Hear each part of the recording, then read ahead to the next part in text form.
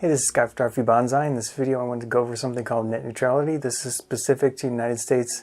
Sorry if you are outside the United States. Although I am curious what your situation is. If it's better or worse, feel free to put a message in the comments and I'll definitely read those. So in the United States there's something called net neutrality.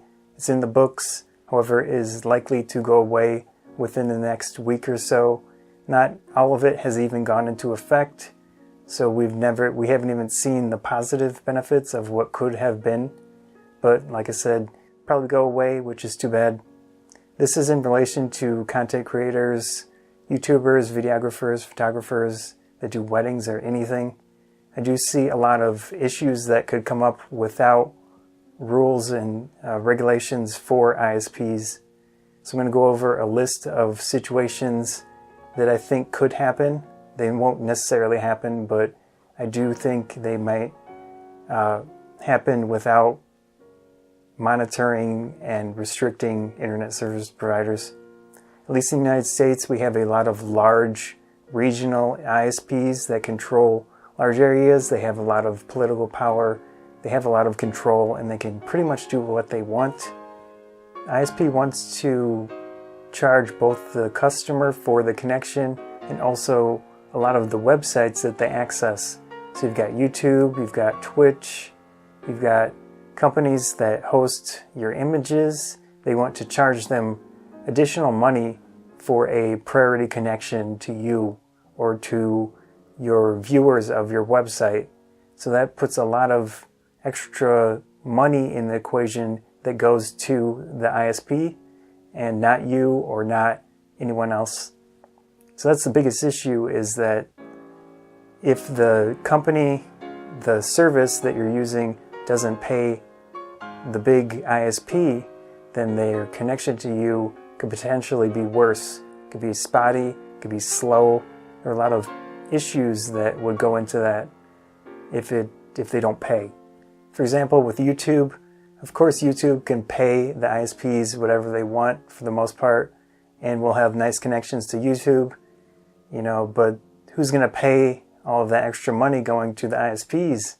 It'll most likely be the content creators with lower revenue for ads, and also the viewers. They'll see more ads because someone has to pay, and it's not going to be Google. It's going to be you and me, and the ISP gets it. Of course, smaller video services probably won't even be a thing because they just won't have the money to get a nice connection to you and me. A lot of photographers and maybe videographers, I'm not sure, they have services that they host their images or videos on. Wedding photographers, of course, they have a lot of that where their customers go and download photos from them. So you've got Zenfolio, SmugMug, all those different image host services. I had used Zenfolio for many years, probably had 200, 300 gigabytes on mine. I eventually closed it, but I could see issues with that. I highly doubt Zenfolio and SmugMug have the money to pay 10 different ISPs extra to get a nice priority connection. Who knows? I could just see that being an issue for all of those content creators trying to get images to their customers. So with image backup, data backup, there are a lot of services to do full computer backups, push all of your RAWs. I don't personally use one of those, but I would like to. There are just a lot of issues in regard to the ISP getting in the way of making that an easy, simple, relatively low-cost process. Even right now with data caps, how they are, in my situation it is 1 terabyte per month. Want to upload and download your images, you use a sizable chunk of that most likely. So moving forward, probably be even worse situation because these offsite backup services won't be able to pay all of the ISPs for those nice connections to their service. And then, it'll just be a terrible experience most likely, which is too bad. A lot of high-end videographers, photographers use those backup services because it's definitely a good idea to back your work up. So I see that probably being an issue moving forward. Again, simply doing web hosting, which I've had websites for a really long time, different ones on WordPress and whatever CMS. I pay a relatively low fee for that web hosting, and it works out. I have domains linked up to one service.